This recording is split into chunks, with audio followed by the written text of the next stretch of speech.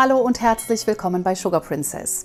Heute zeige ich euch eine leckere Cappuccino-Sahne-Haselnuss-Torte. Diese Torte besteht aus meinem hellen Biskuit und den haben wir uns alle schon vorgebacken am Vortag. Allerdings dieses Mal mit Cappuccino-Pulver verfeinert. Am besten am Vortag vorbacken in einer 24er oder 26er Form. Ich habe jetzt hier eine 24er verwendet. Außerdem ist die Torte gefüllt mit einer leckeren Cappuccino-Sahne-Haselnusscreme und obenauf natürlich wunderbar dekoriert, dass man auch sieht, was in der Torte drin ist. Zuvor verlinke ich euch aber noch hier oben den Biskuit auf dem kleinen i und alle weiteren Infos findet ihr auch hier unten in der Infobox. Direkt unter dem Video mehr anklicken, dann findet ihr auch den Link zum Rezept zum Ausdrucken und dort könnt ihr dann den Kanal auch abonnieren, denn jeden Sonntag um 10 Uhr gibt es hier ein neues Torten- oder Kuchenvideo und damit ihr nichts verpasst, am besten auch gleich noch die kleine Glocke aktivieren. Wir starten! So, und für unsere leckere Haselnuss-Cappuccino-Sahne brauchen wir erstmal 600 Milliliter kalte Schlagsahne.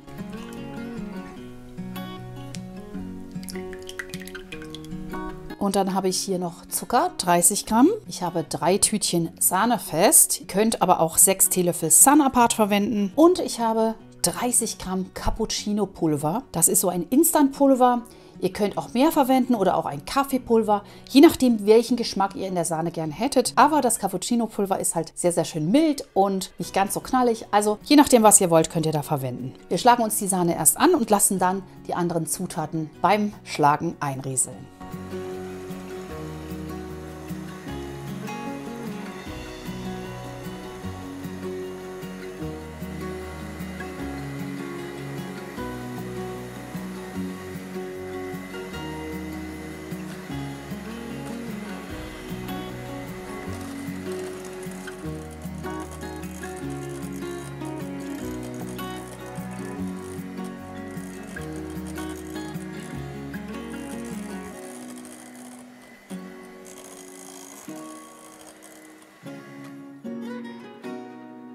So, die Sahne ist schön festgeschlagen. Das sollte sie auch unbedingt, damit die Torte schön Stand hat. Ja, und jetzt werden wir uns ein Drittel dieser Sahne beiseite stellen und unter den Rest unsere gehackten Haselnüsse heben. 100 Gramm.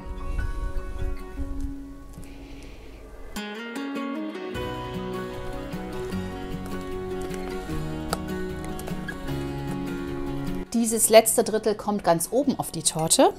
Und hier unter den Rest können wir uns jetzt die gehackten Haselnüsse heben.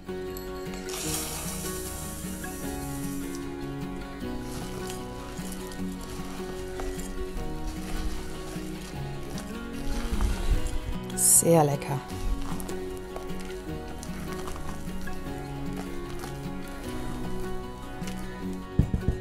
Wunderbar, die Haselnuss-Cappuccino-Sahne-Creme ist schon fertig. Das geht wirklich rasend schnell. Die andere Creme ist auch fertig. Die werde ich mir nur noch mal kurz verrühren mit der restlichen Sahne, die noch in der Schüssel war. Jetzt schneiden wir unseren Boden zweimal horizontal durch, damit 3 Böden entstehen. Und dann können wir die Torte auch schon füllen. Den Boden mit einem scharfen Messer vorsichtig aus der Form lösen.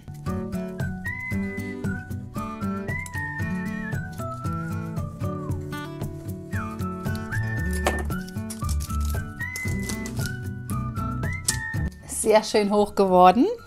Der Biskuit ist immer wieder eine Freude und den schneide ich mir jetzt zweimal durch, sodass ich danach 3 Böden habe. Ich nehme mir auch die Backhaut hier oben noch ab. Ich habe diesen Boden einfach nur noch mit etwas Cappuccino-Pulver, das ich in Milch angerührt habe, verfeinert. Das habe ich einfach gerade dazugegeben.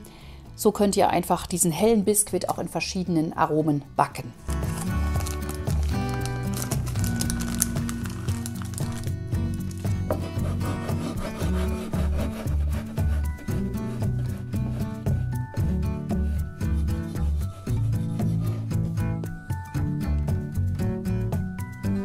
Der erste Boden ist fertig und ihr seht, der Biskuit ist etwas dunkler als sonst, einfach weil ich das Kaffeepulver mit reingenommen habe. Den ersten Boden habe ich jetzt auf 1,5 cm durchgeschnitten und den zweiten, den mittleren, den werde ich jetzt auf 1 cm lassen, dass er etwas dünner ist.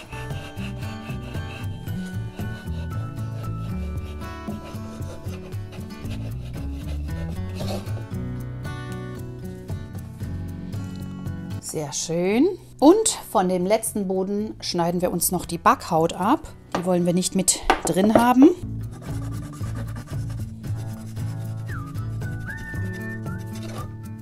Auf den untersten Boden, den ich mir hier schon auf meine Pappe gelegt habe, gebe ich einige Löffel Johannisbeermarmelade.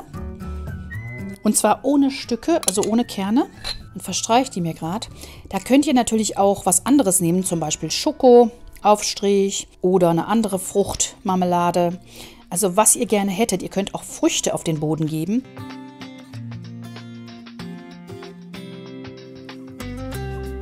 Jetzt stellen wir uns den Ring hier drum, wie immer unseren Tortenring, ziehen ihn schön fest, nicht zu fest, denn Biskuit verformt sich leicht. Das habe ich zwar schon oft gesagt, aber ich sage es gerne auch nochmal. Denn wenn man jetzt den Ring zu eng zieht, kriegt man die oberen Böden nicht mehr so gut in die Form. Hier kommt jetzt unsere Haselnuss-Cappuccino-Sahne drauf.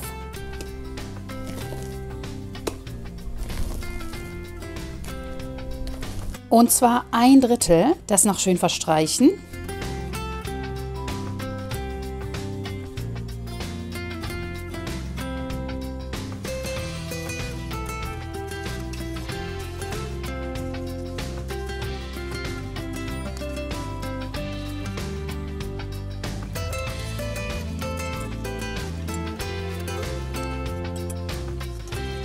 Perfekt. Jetzt kommt hier der mittlere Boden drauf.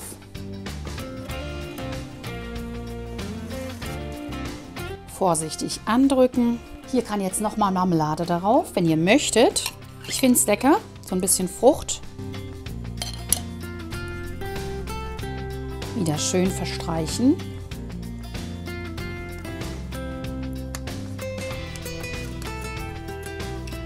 Und ihr seht, der Boden krümelt stark. Das liegt einfach daran, dass ich vergessen habe, ihn über Nacht zu kühlen. Das ist super wichtig. Dann lässt er sich nämlich auch besser schneiden. Also ganz, ganz wichtig, dass ihr den über Nacht kalt stellt, in den Kühlschrank abgedeckt, am besten mit einer Haube. Dann klappt das auch wunderbar mit dem Schneiden. So, hier kommt jetzt der Rest von unserer Haselnuss-Cappuccino-Creme drauf. Auch wieder schön verstreichen.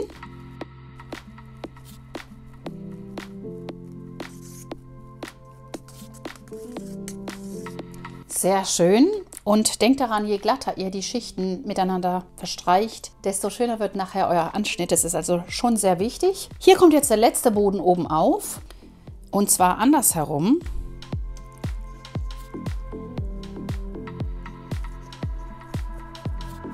So, sehr schön. Bisschen festdrücken, dass keine Luftblasen entstehen. Vorsichtig. Und hier kommt jetzt unsere Sahne, einfach unsere Cappuccino-Sahne ohne Nüsse oben auf.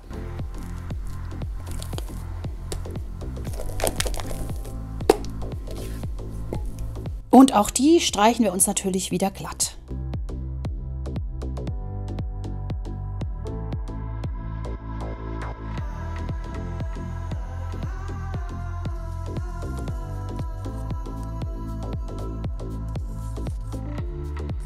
Wunderbar. Die Torte ist erstmal soweit fertig vorbereitet. Sie muss jetzt eine Runde kalt stehen. Kann auch gerne über Nacht sein. Auf jeden Fall einige Stunden, damit sich das Ganze schön festigt und wir sie dann aus dem Ring holen können und final dekorieren können. Bei mir war die Torte jetzt über Nacht im Kühlschrank, schön abgedeckt mit einer Haube. Ganz wichtig bei einer Sahnetorte besonders, damit sie keine Gerüche annimmt. Ja, wir werden sie uns jetzt aus dem Ring schneiden und ein bisschen Sahne aufschlagen noch für die Dekoration und uns dann ans finale Dekorieren machen. So, da ist unsere Torte. Und sie duftet sehr, sehr lecker schon nach Cappuccino. Vorsichtig jetzt den Tortenring lösen. Am besten einmal mit einem scharfen Messer herumschneiden. Nehmt euch dafür Zeit, damit ihr die Seite nicht verletzt.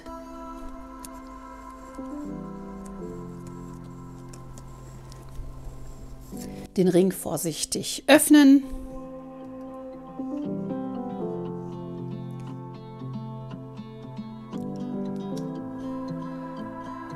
Ja, wunderbar sieht sie aus. Sehr schön. Die Sahne schlagen wir uns jetzt mit etwas Sahne fest und Zucker auf und dann geht's los. Ich habe jetzt 300 Milliliter Sahne, gut gekühlt und hier entsprechend Sanapart. Da könnt ihr auch Sahnefest verwenden, einfach 2 Tütchen oder 3 Teelöffel Sanapart mit entsprechend Zucker wie gewünscht und Vanillinzucker. Wie immer schlage ich mir die Sahne erst an und lasse dann meine Zutaten hinzurieseln.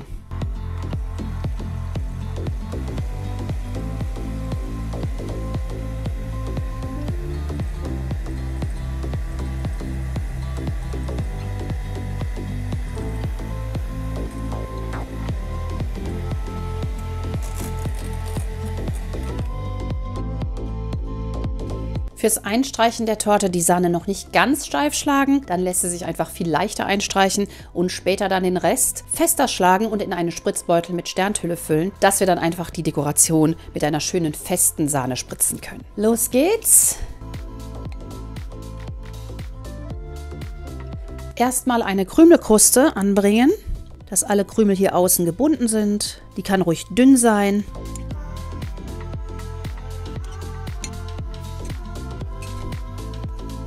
Und wenn wir dann einmal rum sind, dann können wir noch eine zweite Schicht auftragen. Die kann ruhig etwas dicker sein. Die zweite Schicht ist fertig. Jetzt einmal ringsrum abziehen mit der Teigkarte. Und das Ganze so lange wiederholen, bis man zufrieden ist. So, gut eingestrichen. Weiter geht's mit Krokant und Kakao in der Mitte und dann unseren Rosetten. Und wie immer drücken wir uns das vorsichtig hier außen an der Torte an. Schauen, dass überall was ist. Wenn hier so Lücken sind, die noch füllen. Schauen, dass man eventuell noch eine zweite Tüte Krokant im Vorrat hat. So, hier oben um den Rand auch noch ein bisschen Krokant streuen, damit einfach der Übergang schöner wird. Nicht zu dick, denn es müssen ja noch die Rosetten aufgelegt werden.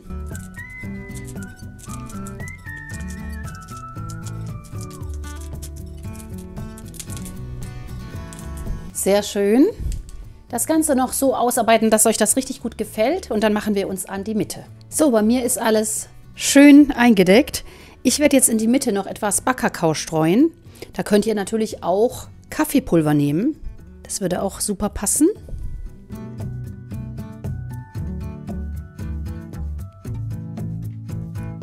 In der Mitte mehr und zu den Außenseiten weniger.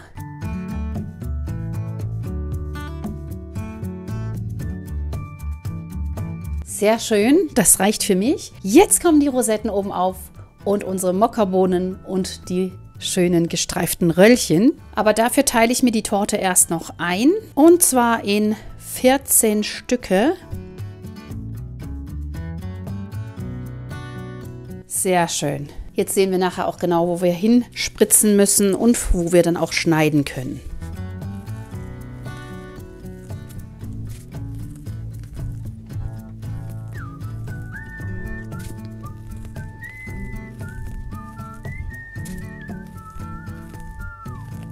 Fantastisch, sehr, sehr lecker. Die finale Dekoration besteht aus Schokomokkabohnen und Zebraröllchen. Und die legen wir uns jetzt gerade noch hier auf. Da könnt ihr natürlich nehmen, was ihr wollt. Ganz euch überlassen, aber ich finde es so ganz hübsch.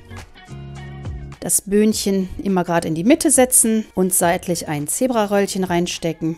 Und wir haben eine wunderbare finale Dekoration.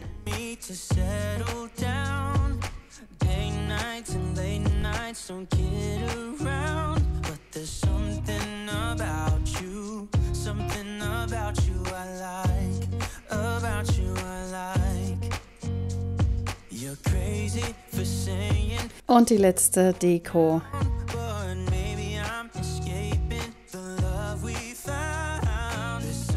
Ja, was soll ich sagen? Sehr, sehr klassisch sieht sie aus. Könnte beim Konditor stehen. Ich finde sie richtig, richtig schön, sehr, sehr appetitlich. Und ich werde sie jetzt für euch probieren. Und wir schneiden das gute Stück einmal an.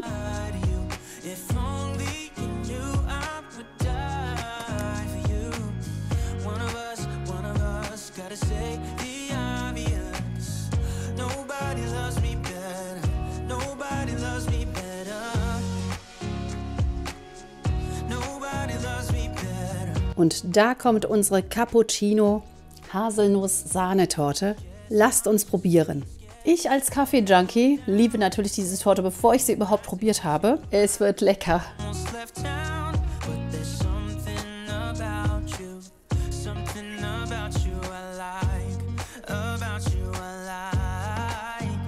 Nochmal einen und dann sage ich euch, was ich denke.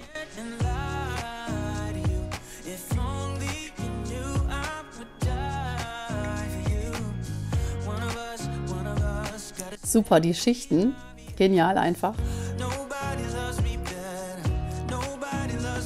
Also die Torte schmeckt fantastisch lecker. Mir läuft das Wasser die ganze Zeit im Mund zusammen. Ich bin ja ein Kaffeeliebhaber. Und also für Leute wie mich ist diese Torte der absolute Traum. Fluffig mit den Kaffeeböden, Kaffeebiskuit und dann dieser wunderbaren Cappuccino-Creme. Auch die Johannisbeerkonfitüre ist genau richtig. Gibt so ein schönes Gegengewicht zu dem Kaffee. Also ich sage euch, probiert diese Torte aus. Ihr werdet begeistert sein. Das war die fantastische Cappuccino-Haselnuss-Sahnetorte.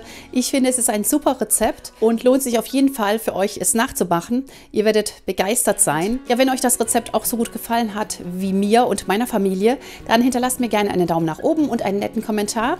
Und schreibt mir auch gerne in die Kommentare, was ihr euch weiterhin für Torten wünscht. Da schreibe ich alles auf meine Liste und gucke, dass ich das alles umsetzen werde übers Jahr. Ja, und ansonsten abonniert den Kanal, wenn ihr es noch nicht getan habt. Teilt ihn gerne mit euren Freundinnen und mit der Familie, damit wir hier als Community wachsen können. Es sind so viele tolle Leute, die alle gerne Torten backen. Es ist eine richtig schöne Torten-Community geworden. Wir sehen uns hier nächste Woche wieder in alter Frische. Bleibt gesund. Bis dahin, macht's gut. Tschüss!